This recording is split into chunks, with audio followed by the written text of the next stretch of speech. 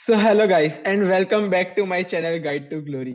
So in this video हम लोग बात करेंगे कि डर्मेटोलॉजी क्लिनिकल पोस्टिंग में थर्ड ईयर में क्या करना होता है, और उसके लिए हमारे साथ है अरबाज। सो अरबाज, प्लीज हमें बताइए कि आपका थर्ड ईयर का डर्मेटोलॉजी की क्लिनिकल पोस्टिंग का कैसा रहा एक्सपीरियंस। डरमेट में थर्ड ईयर में तो हमारी जो कॉलेज है वहाँ पे एकदम सीरियसली अटेंडेंस ली जाती है। सबसे पहली बात तो सारे हर एक दिन अटेंडेंस की जरूर, मतलब हर दिन जाना ही पड़ता है, मतलब छुट्टी नहीं मार सकते। मैंने सेकेंड ईयर में एक्सपीरियंस कर चुका हूँ, इसलिए तो इस बार तो मैं डरमेट में हर एक दिन गया हूँ ऑलमोस्ट। एक भी छुट्टी एग्जाम के दिन भी है, जब शाम को एग्जाम थी उस दिन भी मैं डरमेट अटेंड करने गया था। तो ओ, ये सबसे बड़ा पॉइंट था कि ज्यादा जानने को मिला मेरे को डरमेट के बारे में। मैं हर एक दिन अटेंड किया, और टाइम भी मैंने अच्छा खासा बिताया ऐसे डरमेट वार्ड्स में। क्योंकि ऐसे हमारे जब लेक्चर्स कैसे होते थे, हमारा जब हमको 8:30 बजे बुलाया जाता है, और फिर लेक्चर होता है, मतलब वो 9 या 9:30 बजे के आसपास खत्म होते हैं लेक्चर्स। फिर हमारे बैच के 15 लोग हैं, उसमें से 7 या 8 जैसे डिवाइड हो जाते हैं अलग अलग बैच में, और एक एक घंटा अटेंड करते हैं। क्योंकि हमारे हॉस्पिटल में ओपीडी थोड़ी सी नैरो डाउन है, तो बहुत ज़्यादा पेशेंट लोड भी है, तो जगह रहती नहीं है, इसीलिए डिवाइड करना पड़ता है। पब्लिक बहुत ज़्यादा हो जाती है, तो इसीलिए रुकना पड़ता है, मतलब कम टाइम मिलता है उसके अंदर, पर अच्छे से अटेंड हो जाता है इवेंचुअली। बस ऐसे ही स्टार्ट हुआ वार्ड। और फिर मतलब स्टार्टिंग CP1 में तो उन्होंने हमको बेसिक सारे सिखा दिए थे, फंगस मतलब सारे इन्फेक्शंस इन्फेक्शंस और एक्जिमा सारा पढ़ा दिया था। ओके। फिर सेकेंड ईयर में उन्होंने सोरियासिस, लाइकन प्लेनस और एक्ने और वो सारी चीज़ें हमको अभी बताई। तो उसके साथ मतलब इसे लेक्चर के थ्रू थियरी पता चलती है, पर मेन चीज़ तो प्रैक्टिकल है, तो वो जानना ज़्यादा ज़रूरी है। तो इसीलिए वो लेक्चर्स तो मतलब ठीक है, कॉम्प्लीमेंट्रीज है ऐसे। और मेन तो जब हम सर के साथ वहाँ रुकते हैं, पेशेंट देखते हैं, और जो सर समझाते हैं ना, वही ज़्यादा समझ आता है, क्योंकि प्रैक्टिकल इज ज़्यादा इम्पोर्टेंट। यस। डरमेट में मेरे को सबसे बेस्ट चीज़ लगी है कि वो लोग स्पॉट डायग्नोस करते हैं। ऐसे मतलब ओके। पेशेंट को देखा, उनसे कुछ 2-3 सवाल पूछे, और उनको पता चल ही जाता है कि ये क्या है। मोस्टली 80% पेशेंट में उनको पता ही होता है। और डरमेट में पता ही है कि सारे टीनिया के ही पेशेंट आते हैं, टीनियस के 20, टीनियस के 20, टीनियस के 20। ऐसे पहले तो बोर हो गया था मैं कि यार सिर्फ टीनिया पेशेंट, और सबका ऐसे एंटी फंगल एंटी फंगल, बस यही आता रहता है डरमेट में, और कुछ है नहीं। और थोड़ा एक्जिमा आ जाए या थोड़ा सोरियासिस आ जाए, बाकी कुछ है ही नहीं, ऐसा लगता था। फिर जैसे जैसे आगे, अभी CP1 में मेरे को बिल्कुल ऐसा ही फीलिंग आती थी, अभी CP2 में मेरे को थोड़ा बहुत समझ आया कि हाँ, मतलब अलग पेशेंट भी होते हैं, सिर्फ टीनिया ही नहीं होता। और खासकर पर टीनिया में भी आपको मतलब एज एन MBBS लेवल पे भी आपको ऐसा पता होना चाहिए कि टीनिया कैसा दिखता है। मैंने देखा है ऐसे पेशेंट आते हुए कि वो लोग प्राइवेट प्रैक्टिशनर के पास जाते हैं, और वो लोग ऐसे टीनिया मिस डायग्नोस करते हैं, एक्जिमा समझ लेते हैं, और स्टीरॉयड दे देते हैं। उसके बाद तो टीनिया इनकॉग्निटो लेके आते हैं पेशेंट्स। तो वो भी एक बात है कि आपको मतलब पता होना चाहिए कि टीनिया है। और टीनिया हाँ, मैम तो ठीक है। तो आप बता रहे थे कि आपका CP1 में एक अच्छा एक्सपीरियंस, कुछ एक्सपीरियंस हुआ था जिसकी वजह से आप, अगर इंटरनल एग्जाम्स हमारी चल रही थी, वो शाम को इंटरनल एग्जाम दूसरे सब्जेक्ट की, कोई फाइनल ईयर के या थर्ड ईयर के सब्जेक्ट, फिर भी आपने ऑलमोस्ट हर रोज डरमेट अटेंड किया। तो ऐसा क्या एक्सपीरियंस हुआ था, प्लीज हमारे साथ शेयर कीजिए। CP1 में हमारा सिर्फ 15 दिन की पोस्टिंग हुई थी, और मैंने 3 दिन की छुट्टी ली थी, ठीक है, 3 दिन हॉलीडे ली थी। और 3 दिन की हॉलीडे के लिए उन्होंने मेरे को वार्डन देने के लिए मना कर दिया ऐसे, कि ओ, जिसकी भी 2 दिन से ज्यादा छुट्टी है उसको वार्डन नहीं देने देंगे। ओ, तो इसलिए मैं CP2 में एकदम कंसिस्टेंट रहा ऐसे बोर्ड के लिए, कि ओके। वापस ना हो जाए ऐसा कहीं, इसलिए ओके। था कि एक ऐसे जब भी हम एग्जामिन करें पेशेंट को, तो एक सेल्फ कॉन्फिडेंस होना चाहिए आपके अंदर, मतलब पेशेंट ऐसे शाय फीलिंग नहीं करे आपसे।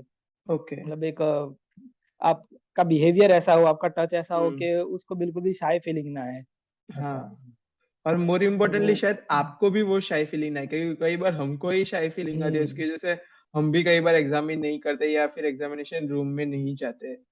पर ऐसे हाँ हमको कई खुद को ही, या मेल पेशेंट्स को या फीमेल पेशेंट्स को, हमको खुद को ही शाई फील नहीं करना चाहिए, जो चीज इम्पोर्टेंट है। कि एक बार मैम ने बताया था कि ऐसे लेप्रेसी का अगर केस है उसमें ऐसा होता है कि अगर 5 लीजन्स है तो आपको पॉसिबेसिलरी की हम्म। ट्रीटमेंट देनी होती है, और मोर देन 5 लीजन्स है तो आपको मल्टीबेसिलरी की ट्रीटमेंट देनी होती है। तो अगर कोई हम्म, ग्रॉइन एरिया या फिर ऐसी कोई जेनिटल एरिया के पास लीजन है, आपने अपनी शाइनेस के जैसे चेक नहीं किया, तो पूरी ट्रीटमेंट ही चेंज हो जाएगी ना। मतलब आप 12 महीने की वही ट्रीटमेंट की जगह पे सिर्फ 6 महीने की ट्रीटमेंट दे दोगे। तो इसलिए वही आपको वही खुद को अंदर से शाइनेस फील नहीं होनी चाहिए, तभी आप कॉन्फिडेंटली बता वही सकते हो। टीनिया में भी वही होता है, वो सिर्फ अपने टीनिया अंगों या फिर स्काल्प के लिए आता है से।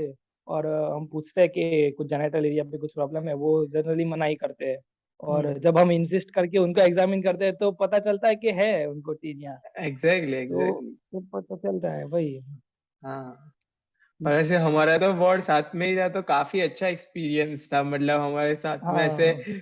और ऐसे पहली बार ऐसे थोड़ा क्लिनिकल और ऐसे स्ट्रिक्ट जैसा लगा था। मैंने अपनी सेकेंड वीडियो में भी बात की है गाइस, और डरमेट की थोड़ी स्ट्रिक्टनेस हम्म, के बारे में, जो जिसको मैं बोलता हूँ पॉजिटिव स्ट्रिक्टनेस, जो थोड़ी बहुत शायद होनी चाहिए to build a discipline in yourself. मतलब मैंने सेकेंड ईयर में भी ये चीज बात की थी कि वो लोग बहुत ही ज्यादा डिसिप्लिन्ड होते हैं, और डिसिप्लिन सब उनको चाहिए थी। मतलब आपको 8:30 बजे वहां पे पहुंच ही जाना होता है, अगर 8:30 के बाद गए तो आपकी हाँ अटेंडेंस नहीं करेंगे ऐसा। और बहुत ही ज्यादा स्ट्रिक्ट होता है, जैसे मतलब आपको शर्ट्स ही पहन के आने हैं। अगर टी शर्ट्स पहन के आए तो जैसे हमने पहनी है वैसे कॉलर्ड टी शर्ट ही पहन के आनी है। तो और उसके साथ पैंट्स होनी चाहिए, शूज होने चाहिए, चप्पल वगैरह नहीं चलेगा। तो ऐसे प्रॉपर डिसिप्लिन्ड और ऐसे स्ट्रिक्ट मैनर है, जो इम्पोर्टेंट होती है शायद एक क्लिनिशियन के लिए, कि आप प्रॉपरली वेल ड्रेस्ड हो। ऐसा एक था। और मुझे थोड़े बहुत एक्सपीरियंसेस जो याद आ रहे हैं वो है कि अभी हम लोगों ने वहां पे वुड स्लैम्प और वो सब भी बिगाड़ तो दिया वो था थोड़े। मैं ही था, तुम दोनों बाहर गए थे, मेरे ये दोनों बाहर गए थे और मैं एग्जामिन कर रहा था। वर्सिकुलर का पेशेंट आया और उसके अंदर कैरेक्टरिस्टिक फ्लोरोसेंस दिख रहा था। ओके। मैंने रख दिया फ्लोर लैंप और फिर बाहर आ गया, इनको ढूंढ ही रहा था कि ये लोग आए। और फिर वो पेशेंट भी जाकर वापस आया, ये दोनों अंदर गए, पता नहीं क्या हुआ, बाहर आके बोल रहे हैं कि लैंप टूट चुका है, हमको कुछ देखने को मिला नहीं है। और मेरा एक दोस्त है, वो तो सीधा नेट पे सर्च करने लग गया था कि मतलब कितने का आता है और ये वो, पैसा वसूल कर हमसे ही करने वाले हैं ये लोग ऐसे। हाँ वैसा। हाँ, हम लोगों को बहुत डर लग गया था कि ऐसे पता नहीं क्या होगा, क्या डांटेंगे वही या फिर क्या होगा, वही, पैसे लेंगे क्या। हम पर अच्छा है हो कि होपफुली उन्होंने ऐसा कुछ किया नहीं, थोड़ा कुछ किया रिलीफ नहीं, जैसा वही हुआ। वही।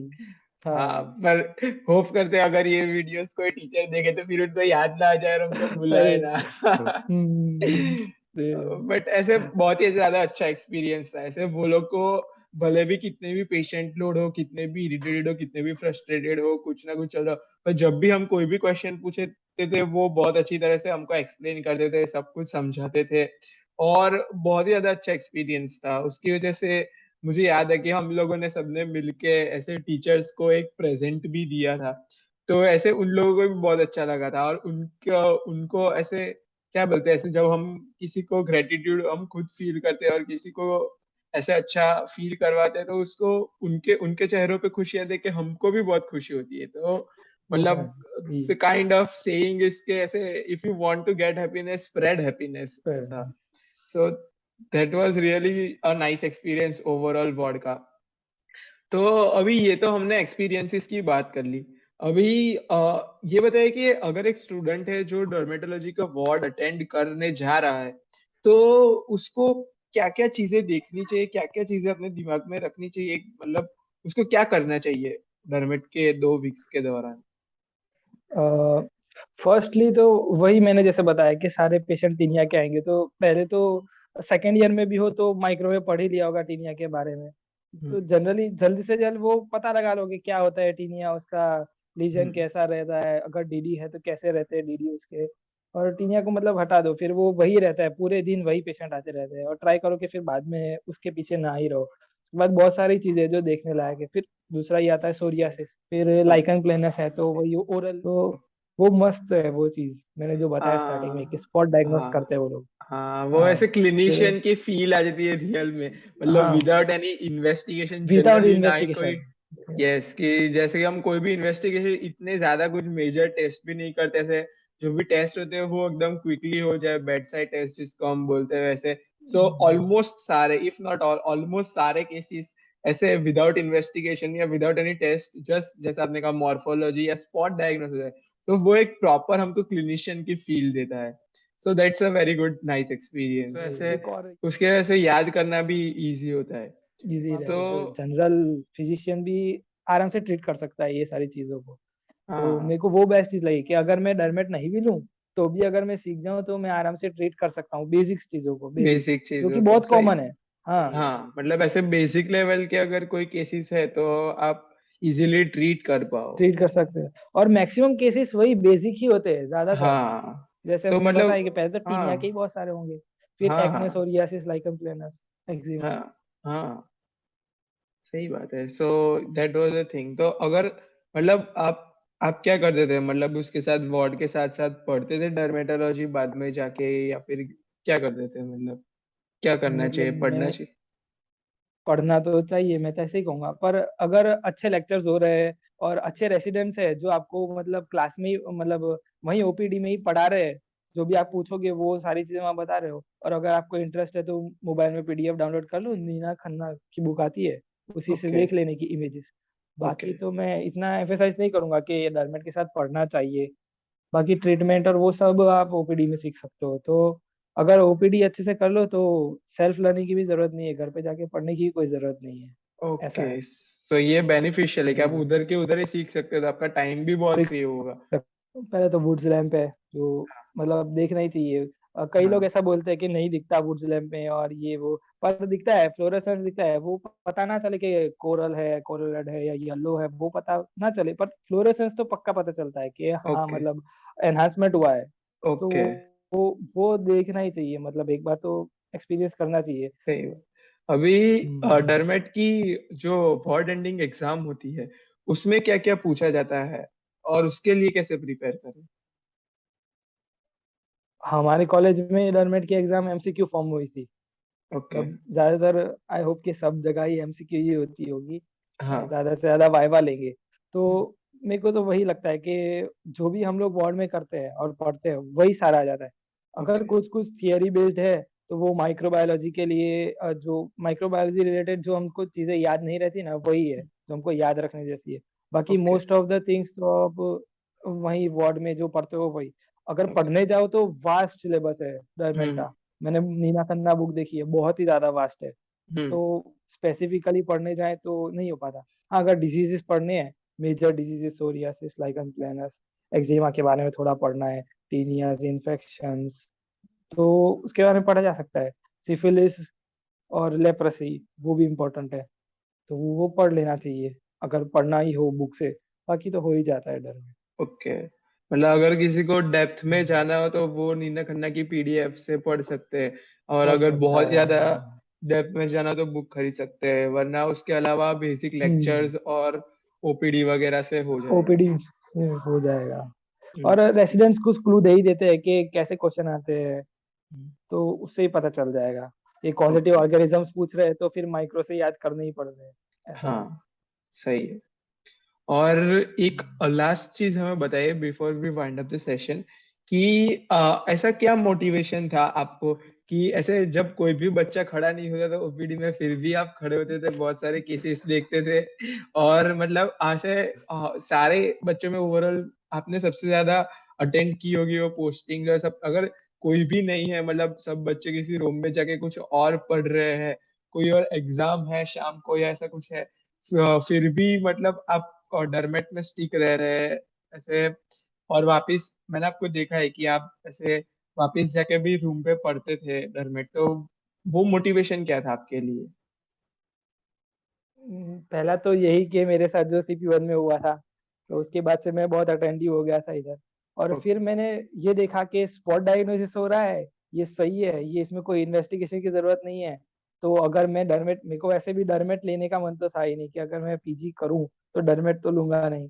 तो मैंने फिर वही सोचा कि एज ए एमबीबीएस लेवल पे भी मैं कई सारे डरमेट के केसेस ट्रीट कर पाऊंगा अगर मैंने सीख लिया डरमेट तो। ऐसा तो वो सबसे बड़ा मोटिवेशन था। और ये जो स्पॉट डायग्नोसिस वाली चीज है वो, तो ओके ये दो चीजें मेरे को बहुत पसंद आई, क्योंकि इन्वेस्टिगेशन करने की जरूरत नहीं है, हम वही के वही डायग्नोसिस कर सकते हैं।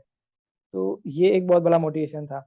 और जो ये एग्जाम्स हो रही थी वो इंटरनल्स ही थी, तो मैंने सोचा कि कोई नहीं, कॉम्प्रोमाइज कर देते हैं थोड़ा, इस चीज़ ओके, के लिए। और फाइनल ईयर में होती है या नहीं होती डरमेट की पोस्टिंग, वो भी अभी पता नहीं है। तो मैंने बोला कि कर ही देते इस बार, 15 दिन एकदम बेस्ट दे देते सही, डरमेट को और सीख लेते जो भी सीखना है, ताकि सही फिर बात है।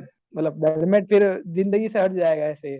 फिर मैं हाँ, अपना जो भी करूँ, मतलब डरमेट तो लेना ही नहीं है। तो हाँ, पर अगर डरमेट का पेशेंट आए तो ट्रीट कर सकूँ ऐसा। हाँ, तो ये मतलब सबसे बड़ा मोटिवेशन था। हाँ, तो गाइस ये बहुत बड़ी बात है। मतलब ऐसा कि आपको पता है कि आप वो ब्रांच में पीजी नहीं करने वाले हो, पर फिर भी आप क्लोजली अटेंटिवली उस चीज को अटेंड कर रहे हो, ताकि अगर कोई भी पेशेंट ऐसे आपके पास आए तो आपको मोस्टली आप ट्रीट कर सको, आपको उनको रेफर ना करना पड़े। कुछ कुछ पेशेंट्स को ऑब्वियसली करना पड़ेगा, पर मेजोरिटी पेशेंट्स को आप ट्रीट कर पाओ अपने खुद की तरह से, ऐसे उनको रेफर ना करना पड़े। तो ये एक बहुत अच्छी क्वालिटी है, बहुत बड़ी बात है कि भले आप वो उस चीज में पीजी नहीं करने, पर आपको अंदर से सब मोटिवेशन है कि आप उसके पेशेंट्स को ट्रीट कर पाओ। सो ये एक बहुत अच्छा पॉइंट है जो हमको इनकलकेट करने का ट्राई करना चाहिए। So thank you Arbaaz for being with us and sharing your experiences and insight.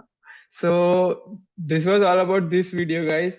Thank you for watching this video. Subscribe to my channel and stay tuned. This is me, Yash Gandhi, signing off.